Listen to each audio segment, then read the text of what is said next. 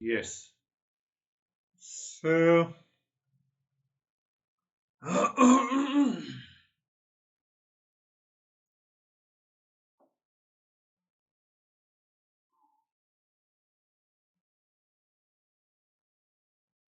everything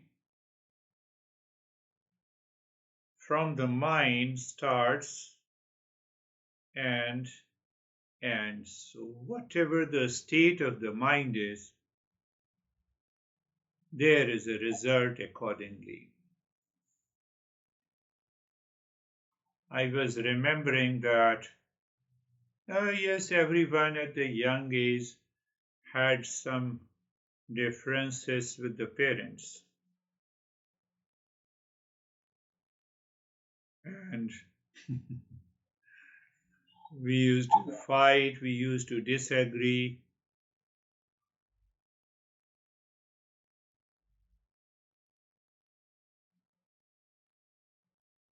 And when they die, we are in grief.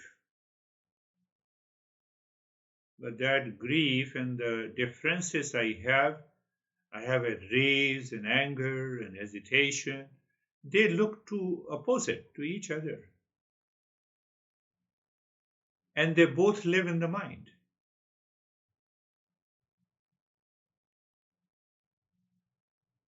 So is the grief is a sheep mentality? If someone dies, I cannot laugh, and I should not. So the master says the monkey mind, the sheep mind, the rationalized mind, and what else? What words can I use? Uh, the the cognitive biased mind cannot find real self. I have to make my mind pure, or I have to discipline this mind. Whether if I live with the sheep mentality, you can ask anyone in this world now, what is mindfulness? No, just close your eyes and focus on the breath.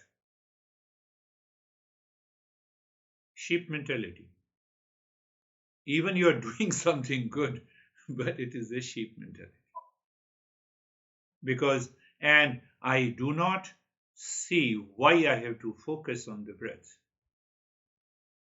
Unless I know it, that is what the Eastern wisdom helps us to understand the very different, various states of the mind. That is not going to help us. It's either cognitively biased mind, rationalized mind.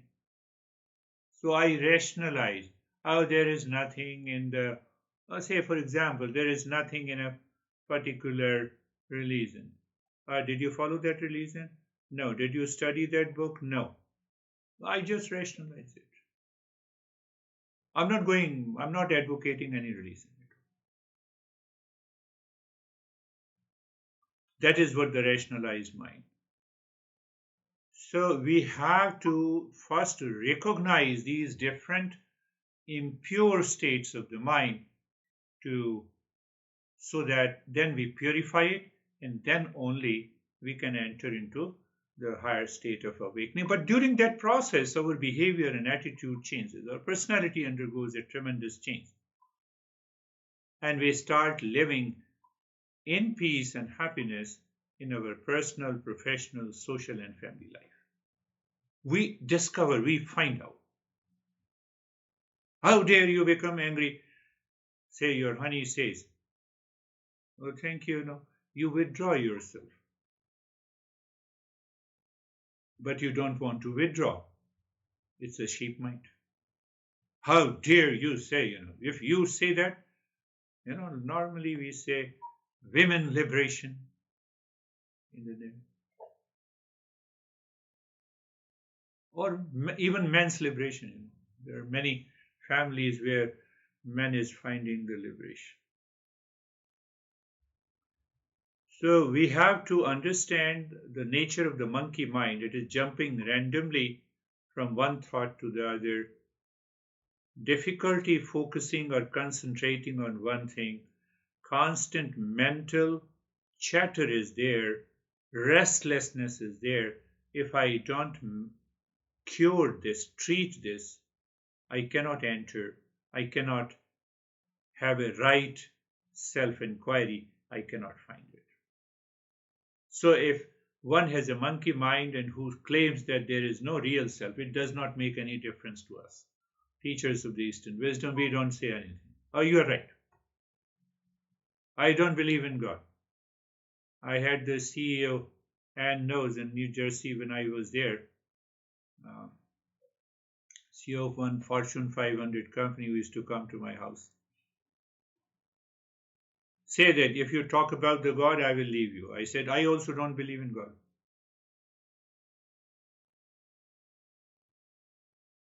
You have to explain me everything rationally. I said, yes, I'm ready for it. So it took him almost 2.5 years to reach to that state. So monkey mind must go. The same way the sheep mind must go. We follow the herd. What is mindfulness? No, just focus on the breath and you relax. Yes, you relax. But the relaxation is not the goal. Goal is to find out our true nature. Then we have cognitive biases. Cognitive biases. Oh, you have a gray beard.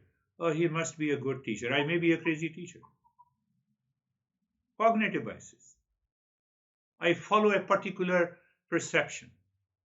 I conform my mind based on what I think about it. I have a gray beard. Even Osama bin Laden has a gray beard. So the master points out that you have to explore your own mind. You have to understand your own mind.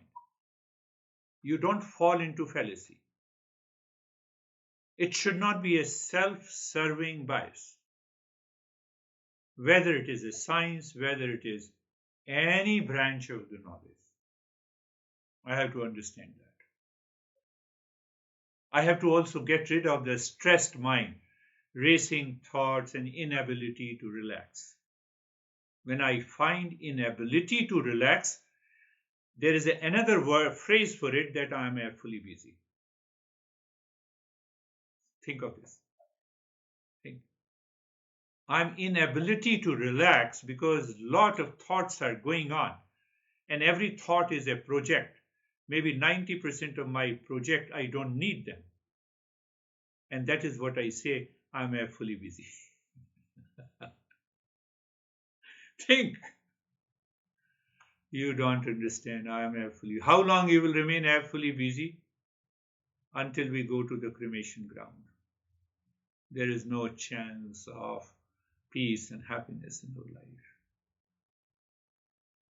In the worldly life, there is an activity, there is a sense of irritability with reference to certain people, relationship.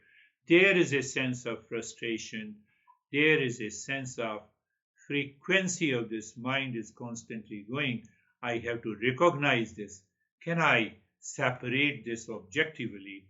Then only I can enter into this journey of self-discovery. Then there is a distracted mind. Then there is a distracted mind is also there. You can also add some monkey mind. Jumps chaotically between the distracted thought without ability to focus. And that is how you share your experiences today. My mind was jumping. If we have that nature of the mind, it will prevent me to find the real self.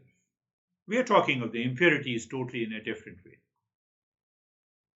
You start writing an email, but then you switch on to, let me have a cup of coffee, and then email left, incomplete. Oh, then there is a buzz in the phone. Then, I have to send this text message. There's a lack of focus. I can use another word, money mind, focused primarily on the material gain, financial profit, wealth accumulation, even at the expense of other priorities. That is why people say, I have a lot of stress at the profession, at the workplace. Then why you are doing the job? You don't want stress in your life. Or why don't you find how to work stress free? Like me. Like, we just have created unnecessary thought process and we stick to that. Oh no, I have a lot of my job, my boss is so crazy. Really? So you have chosen to live with a crazy boss. It is your fault, not my fault, and you have come to me to manage your stress. How you can manage your stress? Used to have one woman who used to come to me in a group session in studio where and you have gone in English town. She said she used to say to me that the moment I park my car in front of my company, I have my mind starts abusing my boss and reacting to my boss. And the moment I reach to the entry point, the main gate, I am already into anxiety and fear. That is the extreme. I'm giving you the real life examples. Sheep mind goes along uncritically without whatever the crowd are doing. I don't have any independent thought. Well, I can easily challenge, meditation has nothing to do with it. Well, it's better to take a bag of vodka or beer or wine. I can relax deeply, but I don't go with. I don't inquire. I don't have my independent thinking. Last session, I talked about that I don't know how to think rightly because of these factors.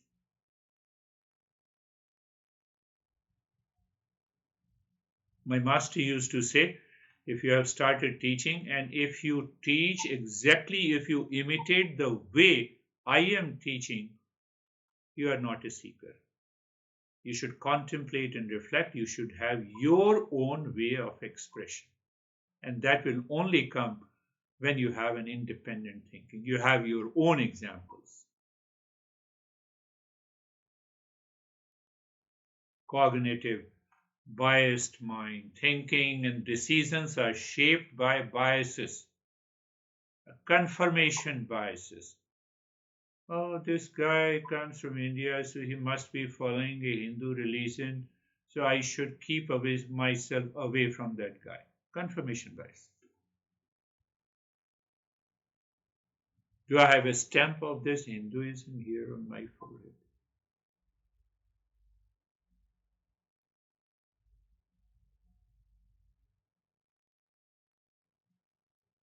Quakers meeting. I used to go to the Quakers meeting in New Jersey. They said, what religion you follow? That I said, where I'm sitting, I follow your religion. As long as I'm here with you,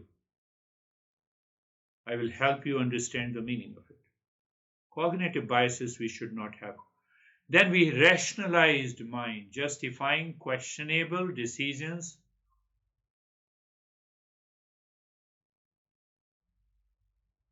Rationalize, I just rationalize it. I don't see the reasoning.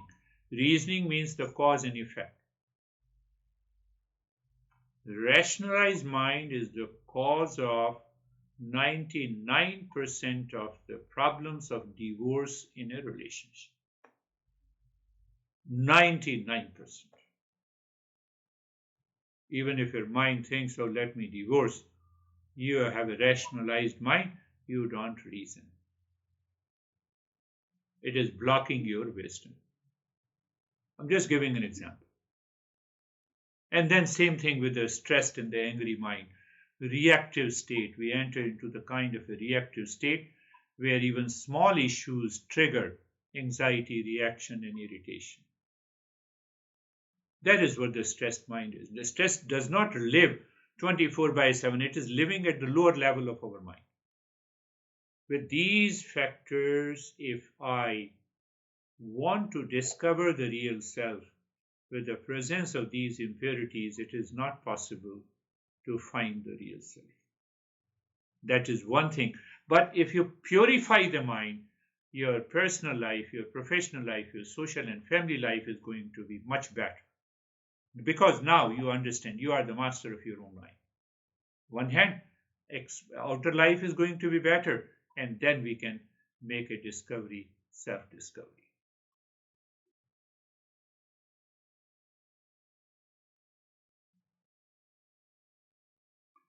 In a very simple way, if I talk about these different different uh, states of the mind, in the presence of these different states of the mind fails to connect the dots and miss the bigger picture about the real self. When we say the real self is all pervading, so I will miss that all pervasiveness of the real self, all pervasiveness of the consciousness.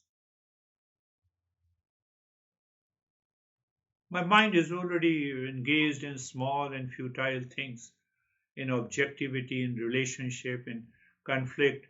I'm fully busy in biases. Then how it can even think and contemplate and reflect on what is all pervasiveness. One example. Same thing with the rationalization. I rationalize and then I close my mind. Our masters say that this is undisciplined thinking.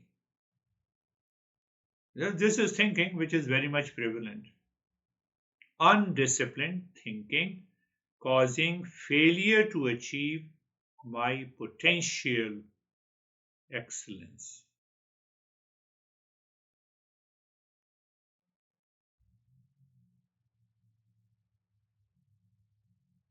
So, what happens? When I start the journey of purifying the mind, it builds a natural focus, it builds an objectivity, it builds a penetrative insight. Oh, did I tell you? I think this perhaps the last time I tell you. I was telling a story, a real life story of this young guy who is with me still. And so but I told you that story. This guy told me that I gave 200% to a girl. And then that girl cheated him. And then they parted. I said, you are with me for the last 2 years. You have not given even 20%. And you met once and you gave 200% to that girl. It is just a matter of attachment. No, it's just not against any girl, not against any women. Last week he said that it has been almost 6 and 7 months. He went to a restaurant and there the same girl was sitting. I'm telling about purity of the mind and the impurity of the mind, the right example. He said, I went to the restaurant, I met this girl. I said, tell me, you met this girl, or your eyes saw the girl and your mind met this girl with attachment?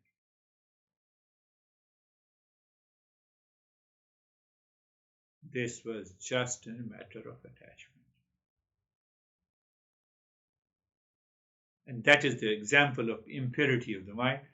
So he started laughing and he said, oh, that is the way I have to understand.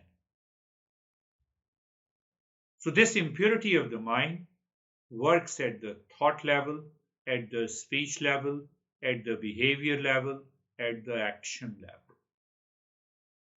So if we can take over even at the thought level, my speech in relationship will not destroy my relationship. Action obviously will not be there. And in that state of purity of the mind, I can reach to a higher state of the consciousness. What a purification helps. It reduces the mental impurities. It builds the mental discipline. We'll understand it also helps us uh, for a selfless service. We will understand. Here the word selfless service means free from attachment and detachment. You don't become a social activist. Here it is a mental and emotional discipline. You develop a sense of detachment. You reveal the inner strength of the mind. It builds up your personality. And that is going to change a lot of stuff in our personality, in our behavior, in our action and the thought. Let us start our practice today. Eyes are closed, and everyone has to do with great vigor. And so first thing, look inside. Look, place of the body, place where the body is there, then position of the body, then the posture or the position of the body should give you a freedom at ease, as if the body is not there. So when you are at ease, you find the position is good, and then the posture. Posture means the shape in which the body is there for the practice of meditation. I'm not saying what position in the beginning. Gradually we will understand. So look at the head and the neck. Look at the joint of the neck. Be there. Feel the sensation, comfort and steadiness, and move the mind on the shoulder joints. Be there. Feel and experience sensation, comfort and steadiness.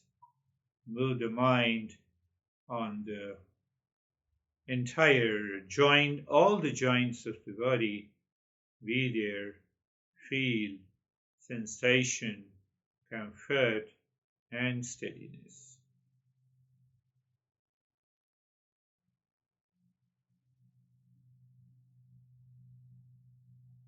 Now going into being carefree. I have explained many different ways to be carefree. So what is being carefree? When you stand across a road and you watch the traffic, you do not enter into the traffic the same way. You watch the thoughts, that is the mental traffic, and you do not attach to it. That attachment means that you are not entering into the traffic. What it means? You watch the thoughts objectively. What it means? The thought is coming. You are not chasing it. You are not following it. The thought comes and goes. Let it come and go. You have some sensation. Then you have some thought. You may have some emotions. Let anything comes. You don't chase them. Good or bad, there is no good or bad. The way we watch the traffic, there is nothing good and bad. We recognize it's a trailer, it's a truck, it's a sedan, it's a car, it's a bike, it's this color, but we don't attach. So the same way, the thoughts are good or bad, having any color, having any emotions. You are simply watching this thought. They are coming and going in both the lanes. That is what is being carefree. This practice, this step takes many, many weeks and months together to perfect. It's not one day affair. But if we do the practice every day, huh, we definitely progress.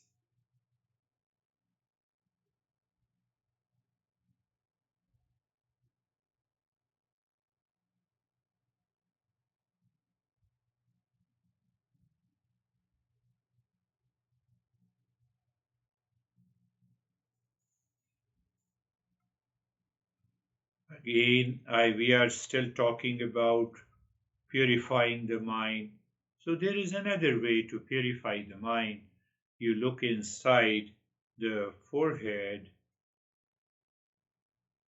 and in the space and start breathing.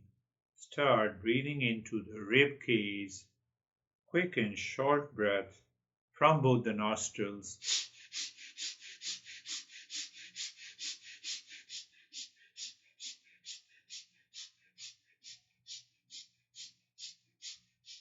The body remain in the state of steadiness and you are breathing quick and short gentle breath into the rib cage. When you inhale, the chest expands. When you exhale, the chest contracts. And John, you continue doing it. Do not fall into unconscious sleep. If you remember me, if you hear me, keep on doing it.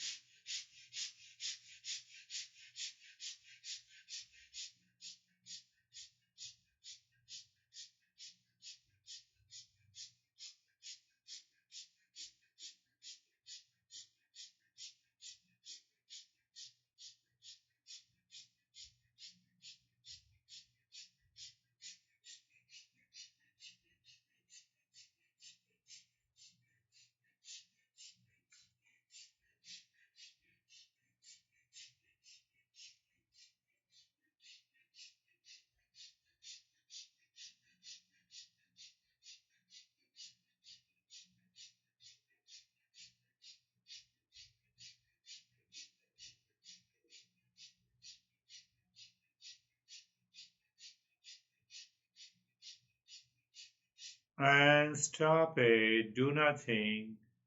Watch, feel the changes, sensations, maybe a kind of freshness.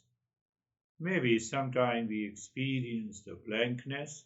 Everything is okay. Just watch it. Keep watching. Keep feeling the changes. Why? We want to maintain our awareness. We don't want to fall into unconscious sleep.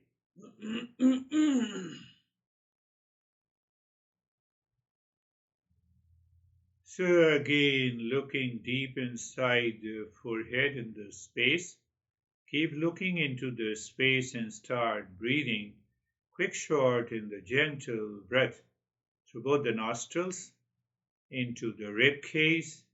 You inhale, the rib cage expands.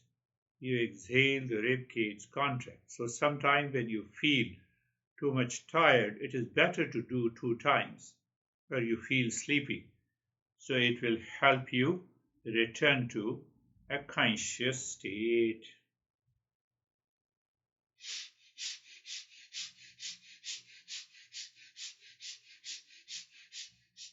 Continue, do not stop in the middle.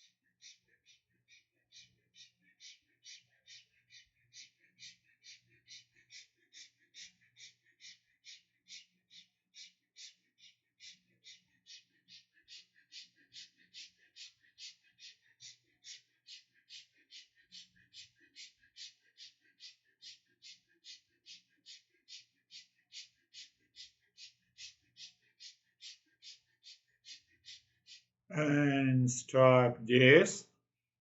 Experience the changes. You may feel variety of sensations, maybe a freshness, maybe a little more energy, maybe a blankness inside the head. Just watch and be aware of it.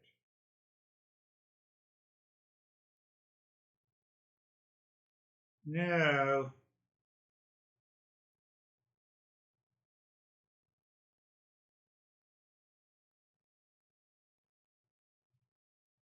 looking at the head and the neck,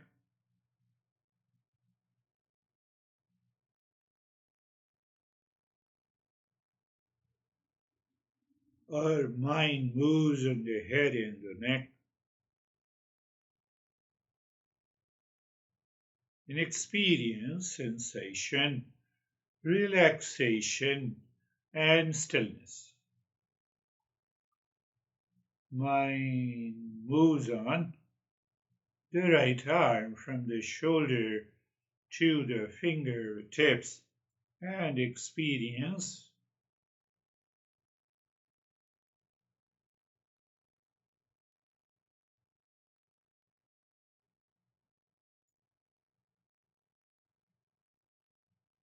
sensation, relaxation, and stillness.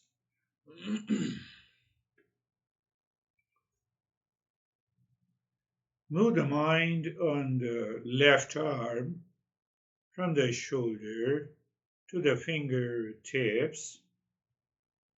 Gently movement of the mind from the left shoulder to the fingertips and experience sensation, relaxation, and stillness.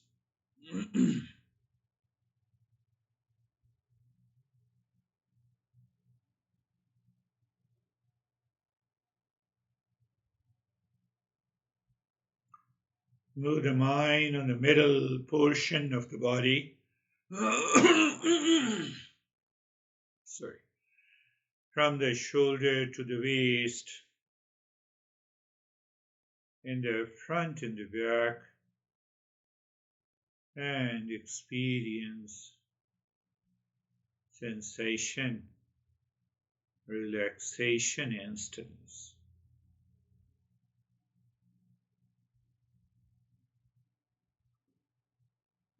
I believe you all are waking state. You're not falling into the sleep at this moment, even while listening. If you listen to it, your unconscious state will turn into a conscious waking state. In the same state, you are looking at the right leg from the right side of the waist to the toes. Feel and experience sensation, relaxation, and stillness.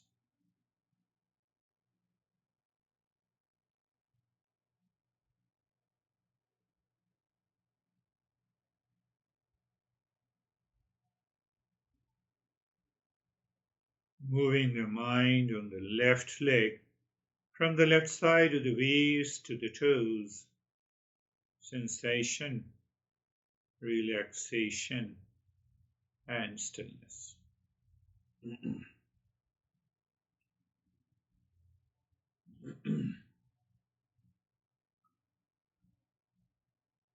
Moving the mind on the entire body from the top of the head to the toes. Slowly and gently move your mind on the entire body as if you are looking at your body from outside.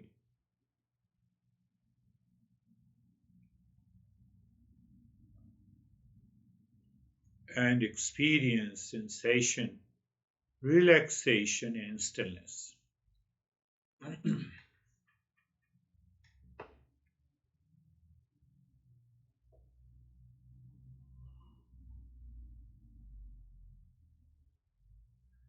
In that state,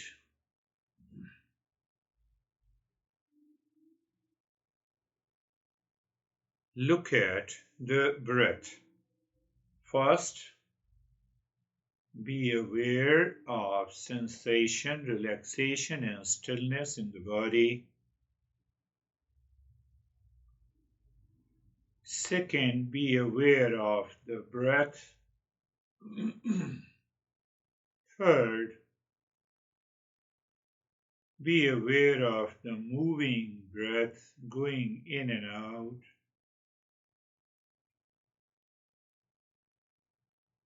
Fourth,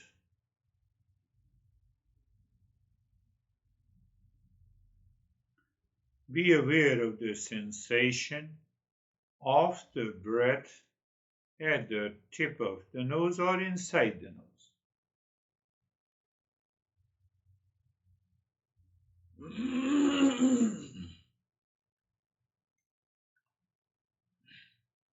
Fifth, be aware of the Shanto hum. Say the mantra that means I am the peace. Sixth, be aware of the meaning of the mantra. Meaning of the mantra that I am the peace. And we say the peace is the infinite space, infinite and the good space. So as you say the Shanto hum with every breath going in and out, you become aware of the infinite and the good space. Good space means there is only a space, nothing else. Well, in the good space, if any thought comes, just superimpose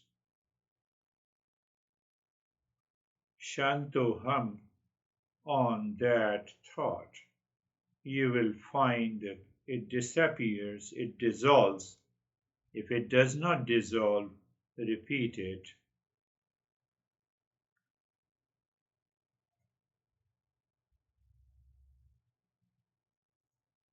And then return to the breath. Return to the breath. Breath is going in Shanto hum. Breath is coming out Shanto hum.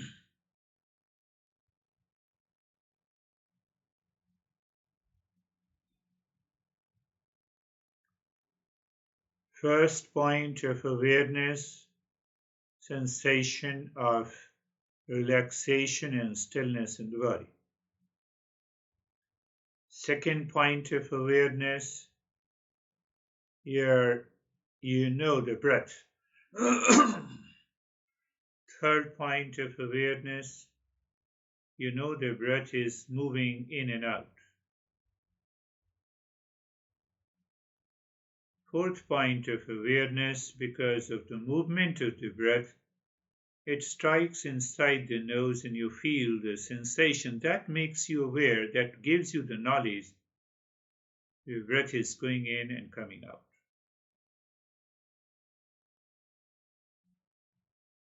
Fifth point of awareness, with every breath going in and out, you are dropping Shanto hum there, non-verbally, mentally. It takes a fraction of a millisecond, even less than the time it takes the breath to go in and coming out, just non-verbally, Shanto hum.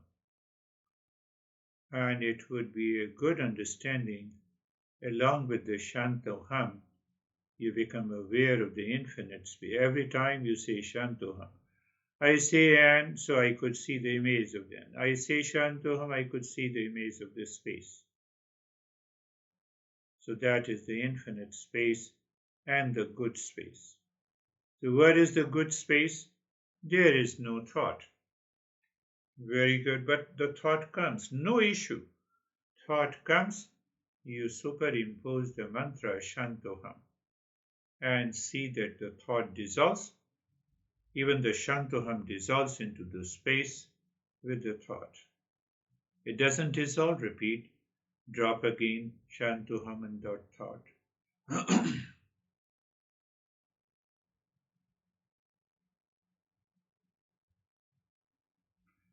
And when it dissolves, so you naturally return, dropping the Shantoham on each breath, being aware of the infinite space and the good space. In that good space, we awaken to the inner calmness and the peace. We awaken to the inner silence and the peace.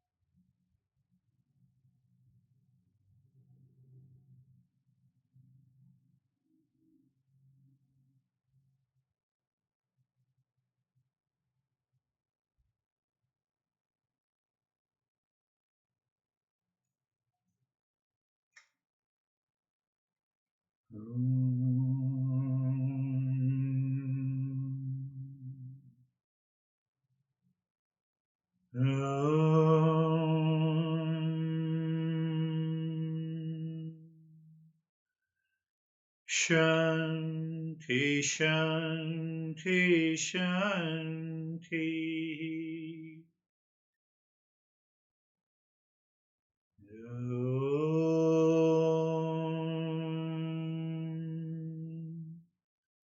Shanti, Shanti, Shanti.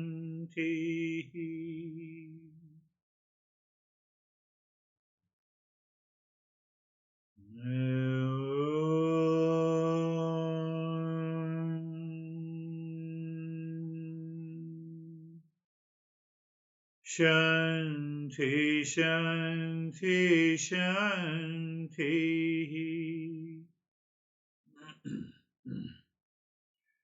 Take your time, bring your mind on the right hand, your mind on the left hand.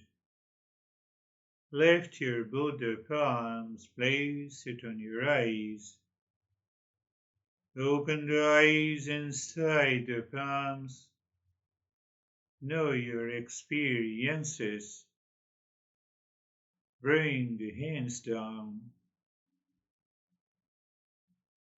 We'll share our experiences now. How are you, John? Now you have to unmute. Sorry. I had a good meditation. I did not have disturbed mind or any of those other kinds of minds that you talked about, so it was good. Good. Yes. You were falling into sleep while I was talking? It felt like it, yeah. But in the meditation, you succeeded. Yeah, I think so. Yeah. So that is how this unconscious habitual mind can be taken care of. That's a good way of explaining that you are relaxed. So how are you, Anne?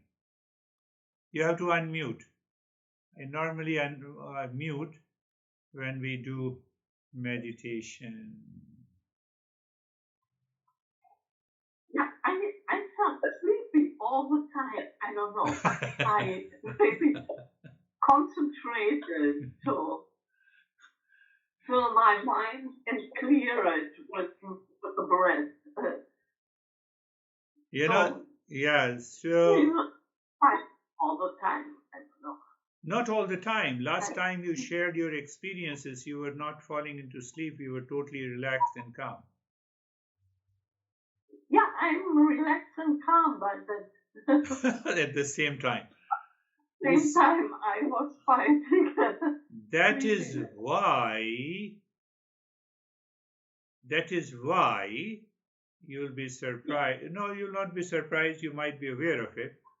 That is why the Shiva, the originator of the yoga, has discovered 8.4 million postures.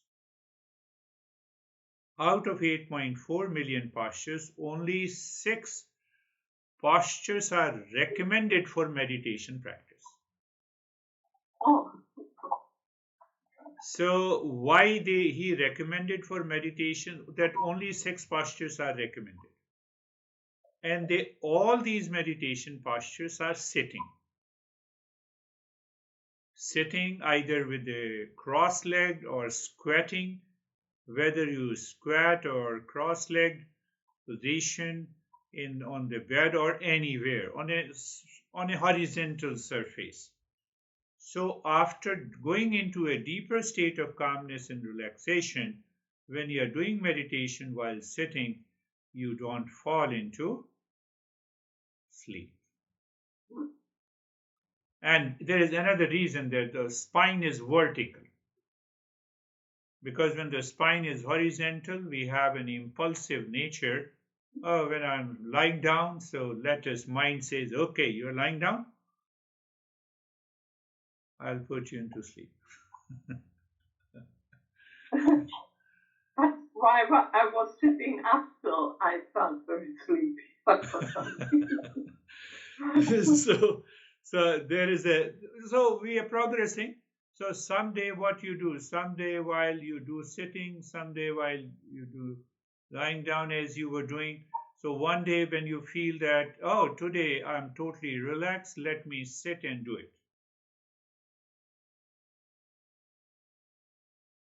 And so that will help you break this reign of the sleep.